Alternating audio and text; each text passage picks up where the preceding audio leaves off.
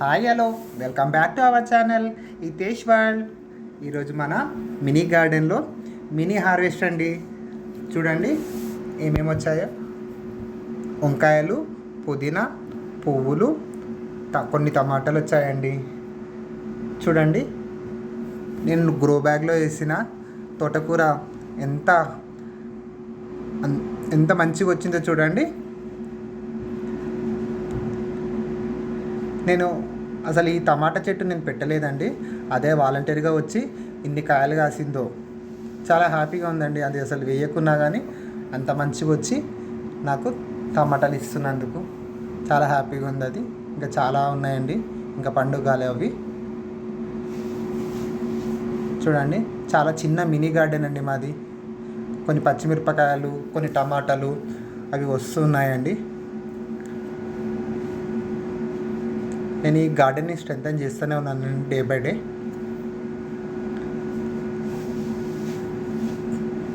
చూడండి ఎలానో పచ్చిమిర్చి వస్తూనే ఉంటాయి.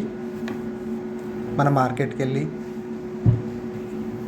తెచ్చుకోకుండా మన ఇంట్లోకి మొత్తం పచ్చిమిర్చి కొన్ని వస్తాయండి. అర్జెంటుగా లేని సమయంలో బిల్డింగ్ పనికి వచ్చి తీసుకొని వెళ్ళొచ్చు. చూడండి పువ్వులు కూడా పూస్తున్నాయని చూడండి. కనకాంబరం పూలు,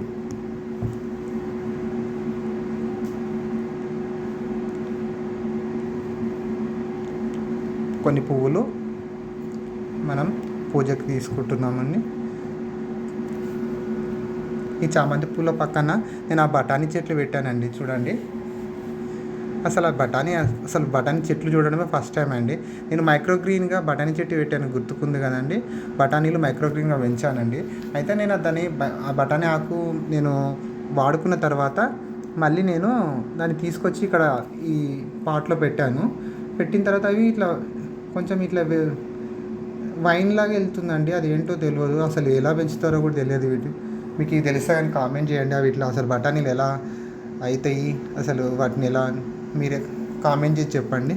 ఇది శనగది కూడా సేమ్ మైక్రోగ్రీన్లో పెంచిన శనగానే ఇక్కడ నేను అది కట్ చేసుకున్న తర్వాత వచ్చి పెట్టానండి. అది కూడా పూత వచ్చేసింది. ఇది కొత్తిమీర అండి. దీంట్లో కొంచెం పుంటికూర నాటాను. అన్నీ స్వీట్ పొటాటోస్ పెట్టాను గ్రో బ్యాగ్లో. అవి కూడా మంచి ఏపుగా పెరిగాయి. చూడండి ఇది పుదీనా అండి. పుదీనా నేను ఇలా డబ్బాలో పెంచుకున్నాను. దీన్ని కూడా హార్వెస్ట్ చేసేసుకొని మనం వీక్లీ వన్స్ ఒకసారి హార్వెస్ట్ వస్తుందండి. ఇది నేను ఈ వీడియో అర్లీగా ముందు వీడియోలో నేను దీన్ని హార్వెస్ట్ కూడా పెట్టానండి. ఇలా నేను 2-3 పాట్లలో పుదీనా పెంచుతున్నానండి. చాలా పుదీనా అండి. పుదీనా కొనని అవసరం లేదు, ఆర్గానిక్గా మన ఇంట్లోనే మస్తు పుదీనా ఇంట్లో వస్తుందండి. చాలా పుదీనాకైతే కొదవలేదండి. పుదీనా, కొత్తిమీర, తోటకూర ఇవన్నీ మనం అసలు ఇంట్లోనే పెంచేసుకుంటున్నామండి. నేను చేసేది పొద్దున సాయంత్రం ఒక 1 hour వరకు చేస్తున్నాను, అంతకన్నా మించి లేదు. తోటకూరలు, ఆకుకూరలు అంటే లీఫీ వెజిటేబుల్స్ అయితే మాత్రం నాకు నా తోట నుంచే, మా మినీ గార్డెన్ నుంచే వస్తున్నాయండి. దానికైతే కొంచెం హ్యాపీనే అండి. చూడండి ఒక్కసారి నేను మన మార్కెట్ నుంచి తెచ్చుకున్న అంట్లు తీసుకొని వాడుకున్న తర్వాత వాటిని తీసుకొచ్చి నాటానండి.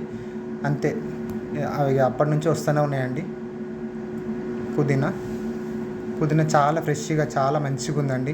మనం బయట తెచ్చుకుంటే అసలు ఎన్ని కెమికల్స్ వాడతారో తెలియదు, కానీ ఇది మాత్రం మనం జస్ట్ వాష్ చేసేసుకొని వాడుకోవచ్చు. ఎందుకంటే మనం ఓన్గా గ్రో చేస్తున్నాం కాబట్టి. అయితే నేను అసలు గార్డెన్లో మన తోటకూర అయినా, పుంటికూర, ఏ కూర పెట్టినా కానీ అసలు వాటికి ఎన్ని మిల్లీ బగ్స్ ఎన్ని వస్తాయో అండి. కానీ మనం మార్కెట్లో కొనేదని అది ఎన్ని పెస్టిసైడ్స్ కొడితే అంత రీతిన పెరుగుతుందో అనేది అర్థమవుతుందండి. మనం చాలా అంటే దాన్ని ఎంత మెయింటైన్ చేస్తే అంతవరకు గ్రోత్ వస్తుందో, ఎన్ని పెస్టిసైడ్స్, ఫర్టిలైజర్స్ ఎన్ని ఇస్తారో వాళ్ళు. మనం ఆర్గానిక్గా పెంచితే చాలా అసలు మిల్లీ బగ్స్ చాలా వస్తాయండి. చాలా కష్టంగానే గ్రో అవుతాయి అవి. మనం మార్కెట్లో కొన్న ఫ్రెష్ వెజిటేబుల్స్ అంటే అవి ఎన్ని పెస్టిసైడ్స్ ఉంటాయో ఆలోచించాలి. నా గార్డెన్ పెంచిన తర్వాతనే అర్థమైంది దానికి అంత ఉండాలని, అంత మంచిగా వచ్చాయంటే వాళ్ళు ఎలా సర్వ్ చేశారో అర్థమైంది. చూడండి, ఒక బుట్ట నిండా వచ్చాయి పుదీనా.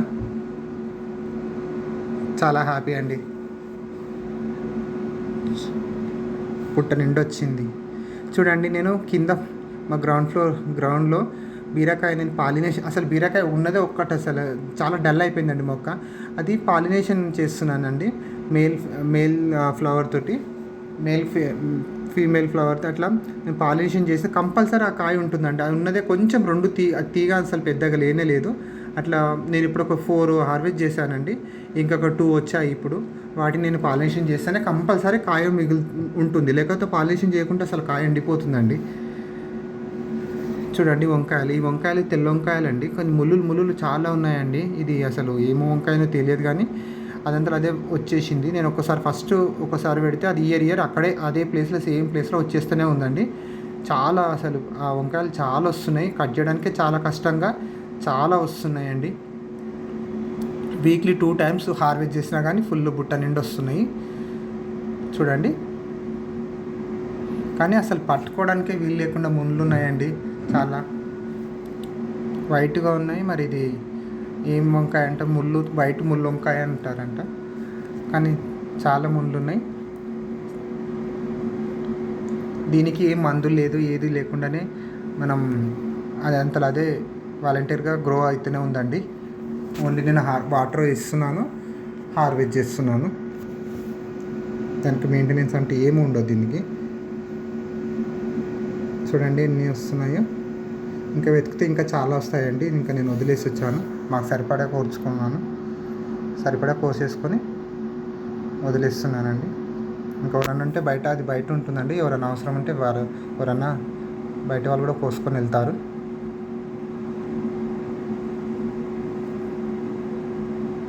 ఈ వంకాయల్లో అదే ఒట్టి చేపలు వేసేసుకొని వండుకుంటారని అంటారంటండి.